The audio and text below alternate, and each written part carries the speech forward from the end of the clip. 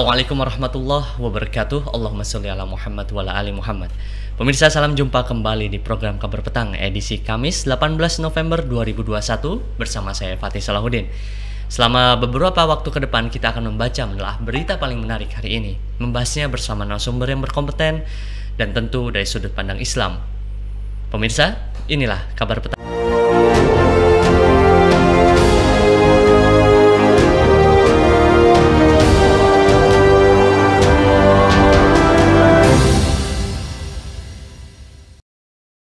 Presiden Amerika Serikat Joe Biden menyambut baik kesempatan untuk berbicara terus terang dan lugas kepada mitranya dari Cina, Presiden Xi Jinping, mengenai beberapa isu yang mencakup hak asasi manusia, kompetisi ekonomi dan meningkatnya minat Cina di Taiwan, kata Gedung Putih pada Selasa 15 November.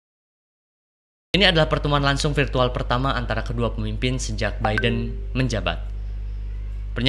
Pernyataan Gedung Putih Amerika Serikat mendukung kebijakan satu Cina, menentang kemerdekaan Taiwan, dan menentang kuat upaya sepihak untuk mengubah status quo atau merusak perdamaian dan stabilitas di Selat Taiwan. Jaminan ini kemungkinan besar untuk menenangkan Beijing.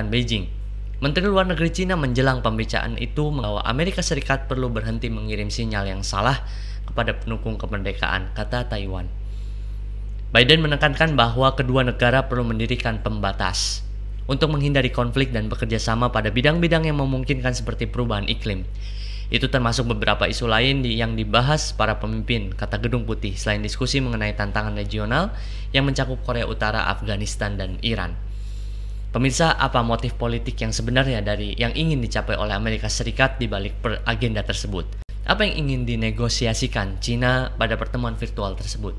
Apakah pertemuan tersebut pertanda menurunnya ketegangan Amerika Serikat dan Cina?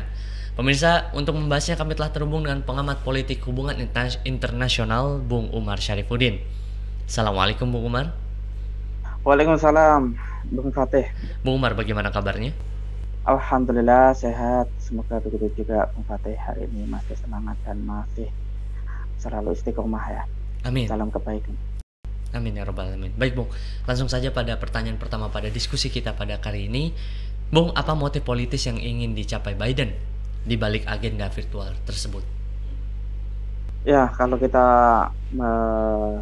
pahami bahwa masuknya Biden ke tampuk kekuasaan Amerika Serikat, tentu saja dia menyampaikan pernyataan bahwa jika kita tidak bergerak, mereka akan makan siang kita. Artinya kita melihat bahwa Biden tidak lebih dari Trump melakukan kebijakan yang sangat keras kepada Cina.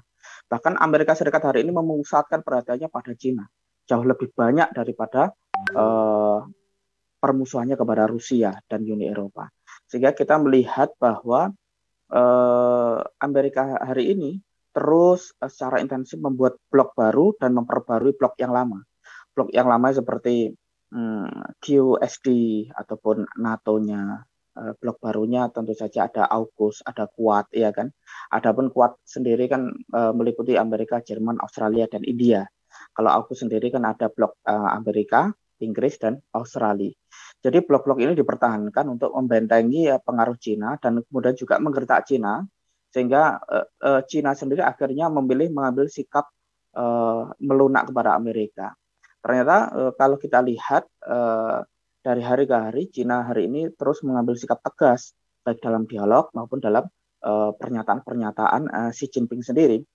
Dan tentu saja Cina hari ini kita melihat bahwa cukup keras ya, menolak campur tangan Amerika Serikat dalam masalah internal Cina. Dan tentu saja secara provokatif, secara berani pun juga berusaha untuk menghadapi Amerika dengan menuduhnya melanggar hak asasi manusia di dalam negeri maupun di luar negeri, termasuk berusaha untuk memaksakan hegemoninya atas negara lain, dan kemudian juga memeras negara lain dengan berbagai tradisi kemunafikan yang ada di politik Amerika sendiri. Namun kita melihat bahwa pertemuan virtual itu menunjukkan bahwa Amerika setidaknya mencari celah ya dalam berbagai konfrontasi terbuka maupun konferensi terbuka maupun pernyataan-pernyataan terbuka, di mana Amerika hari ini tidak lagi membatasi diri untuk menyembunyikan diskusi dari media bahwa Cina itu sebagai ancaman global. Sehingga Biden sendiri terus meningkatkan kewaspadaan tentang momok bahaya komunis di Cina, serta adanya perbedaan budaya dan perbedaan nilai dengan Cina, termasuk Amerika hari ini berusaha dengan serius memperluas konflik bilateral menjadi konflik peradaban dan ideologi, sehingga Amerika hari ini dapat bisa dikatakan memimpin dunia kapitalis untuk menghadapi Cina dan mengepung Cina dari berbagai sisi, termasuk Amerika juga menekan negara-negara Eropa untuk mengurangi hubungan mereka dengan Cina, serta membatalkan beberapa perjanjian perdagangan dan pertukaran teknologi. Seperti sebelumnya kita melihat Amerika menekan Inggris dalam beberapa tahun terakhir ya untuk membatalkan bagian dari Huawei dalam jaringan 5G ya. Amerika Serikat sendiri juga memberikan tekanan kepada negara-negara Eropa. Siapapun negara Eropa seperti Prancis yang berusaha untuk mendekati China. Sehingga Amerika tentu saja memperingatkan siapapun negara yang ingin mendekati China atau membangun hubungan bilateral yang cukup baik dengan China tentu akan menghadapi bahaya, yaitu tekanan dan intervensi Amerika Serikat.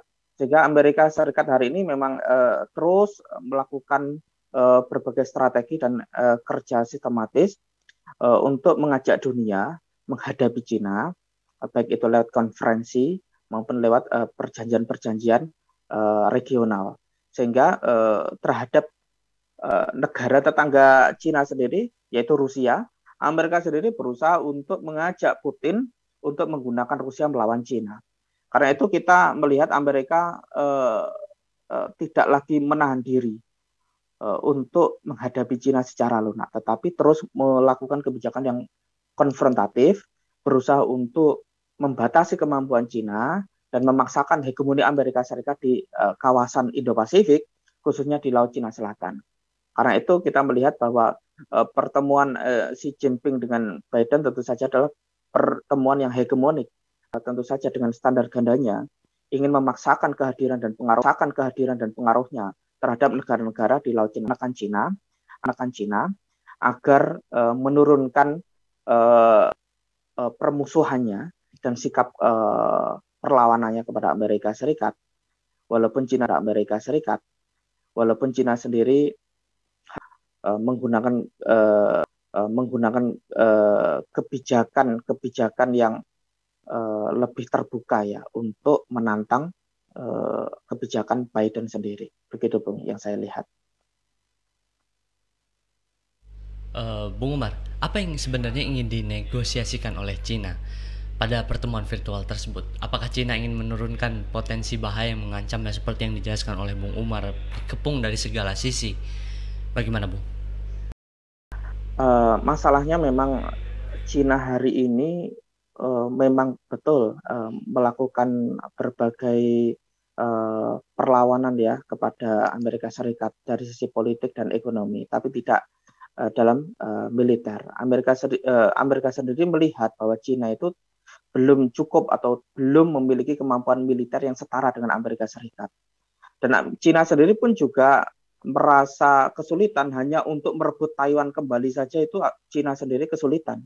Sehingga apalagi China berpikir untuk menghadapi Amerika Serikat. Apalagi Amerika Serikat sendiri kita ketahui memiliki sekutu yang sangat banyak sekali dan hari ini mengepung China dari berbagai lini.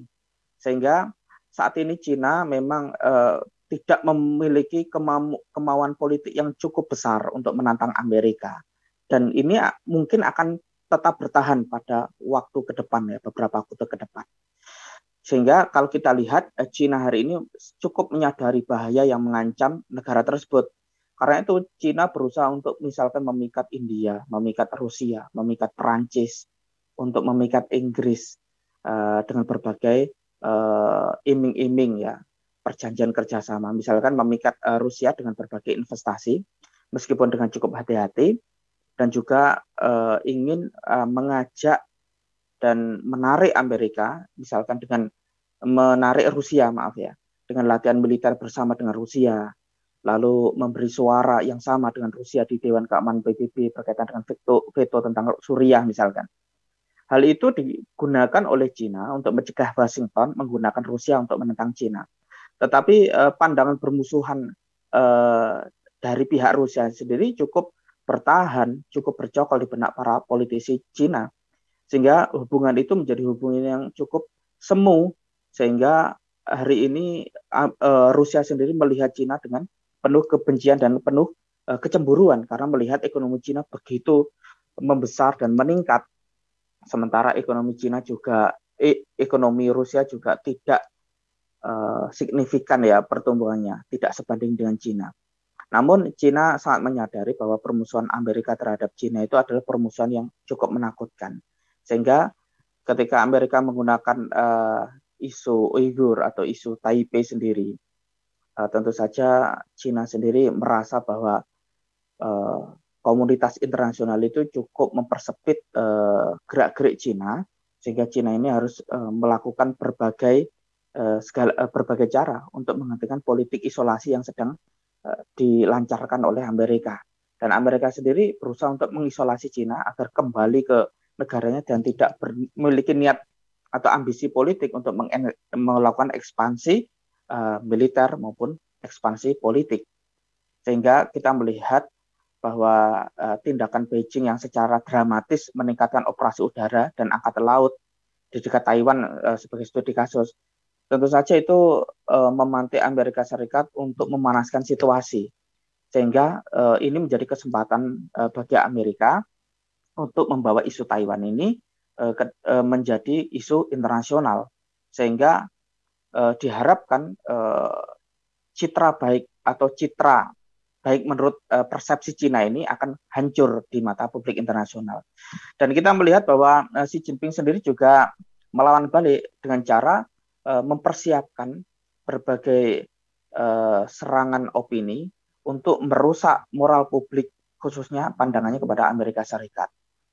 Sehingga ini juga diserang balik oleh media-media Amerika Serikat yang berusaha untuk mengkritik dan berusaha untuk menekan Cina.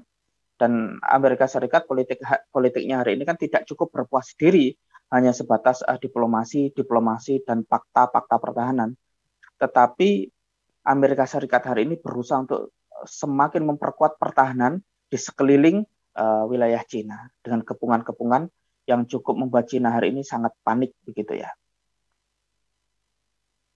Nah, begitu Bung, pandangan dari saya. Baik, Bung Umar, apakah pertemuan tersebut menandakan bahwa ketegangan antara Amerika Serikat dan Cina akan menurun?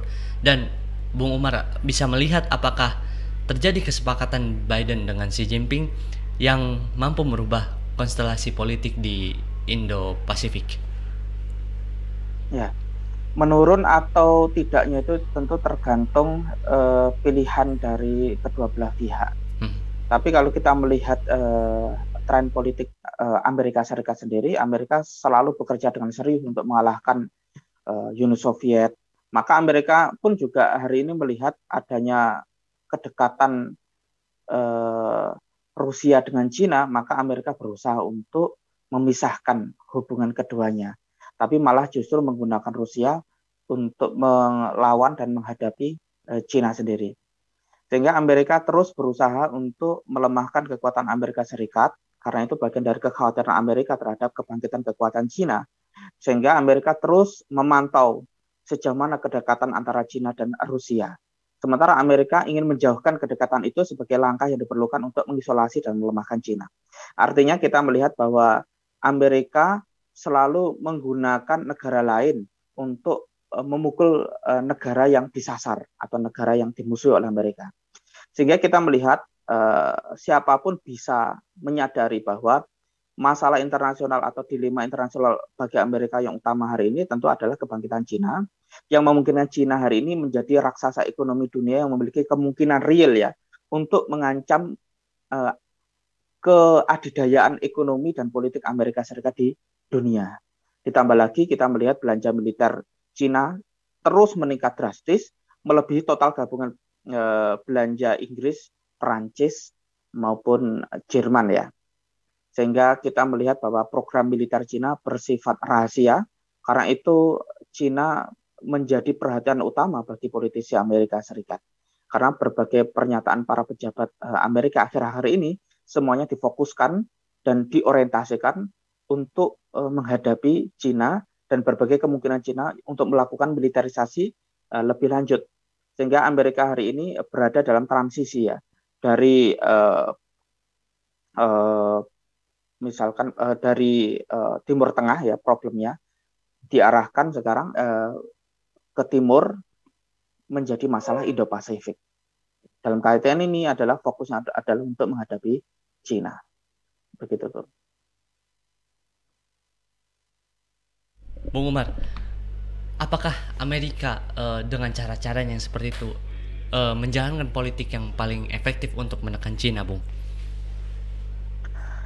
Ya, Amerika selalu berusaha untuk merevisi tujuannya, rencana-rencana strategisnya maupun berbagai strategi-strategi politiknya tentu saja diarahkan dengan dua tujuan, minimal ada dua tujuan. Yang pertama adalah menjauhkan tampilan Cina sebagai kekuatan regional. Yang kedua adalah menghalangi Cina untuk mengubah aspek apapun dari sistem internasional sehingga Cina akhirnya bisa mengalahkan Barat. Sehingga Amerika berusaha untuk mengkerdilkan dan membonsai seluruh potensi yang dimiliki oleh Cina. Misalkan dengan sekali lagi mengungkit pelanggaran HAM di Tibet, kemudian krisis di Taipei, kemudian juga Turkistan Timur, dan mengulik kembali persoalan HAM yang ada di Hong Kong. Sehingga Amerika berusaha untuk menekan Cina, sehingga menyibukkan Cina dengan berbagai krisis di negara tetangga Cina. Misalkan krisis Korea Utara dan pertikaian regional di Laut Cina Selatan, misalkan antara Cina dengan Malaysia, antara Cina dengan Filipina, atau misalkan Laut Cina Timur antara Cina dengan Korea Selatan, antara Cina dengan Jepang. Amerika juga berusaha menyibukkan Cina dengan konflik perbatasan, misalkan antara Cina dengan India, misalkan.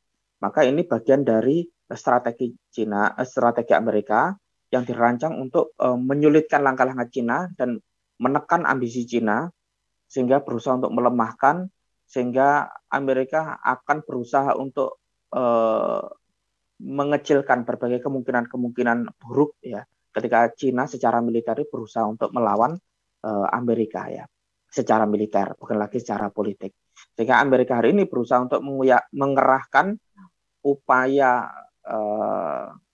yang paling maksimal mereka untuk membatasi kemampuan Cina dalam memimpin teknologi, memimpin ekonomi, memimpin militer, dan seterusnya.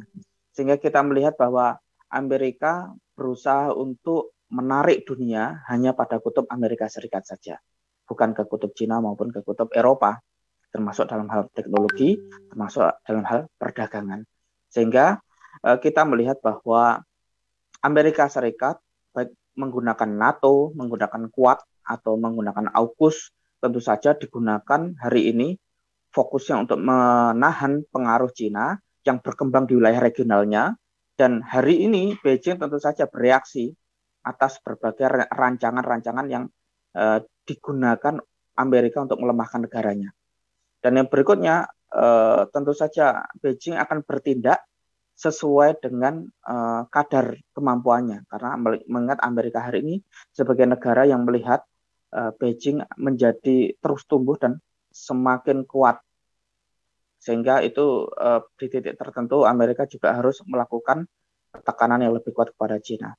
Namun yang bisa kita simpulkan pada petang kali ini adalah bahwa tidak ada kebaikan bagi umat manusia ketika berpihak pada Cina maupun Amerika, ya kan, dengan komando Amerika dan seluruh Barat maupun Rusia. Tentu saja dua blok ini tentu saja tampak sekali kejahatan dan kedalimannya khususnya kepada umat Islam. Karena itu umat Islam tentu harus menjadi umat yang kuat, umat yang bersatu, umat yang bisa membebaskan dunia dari perampasan kekayaan dari orang-orang zalim ini yang terus menghisap darah mereka, yang menghisap energi mereka, yang menghisap kekayaan alam mereka, dan terus memaksakan hegemoni atas mereka, yaitu dunia muslim. Sehingga umat Islam harus menyadari bahayalatan dari ideologi kapitalisme, baik kapitalisme barat maupun kapitalisme timur yang hari ini terus merongrong dan menjadi bahaya laten bagi dunia muslim saat ini. Begitu, Bung. Baik, terima kasih Bung Umar atas waktunya telah hadir di program Kabar Petang pada hari ini. Sama-sama, Bung. Pemirsa Kabar Petang, semoga Anda mendapatkan banyak manfaat dari acara kami. Sampai bertemu lagi di jam dan channel yang sama setiap hari. Jangan lupa untuk subscribe, like, dan share channel ini. Akhirnya saya Fatih Salahuddin bersama kru yang bertugas mohon undur diri. Wassalamualaikum.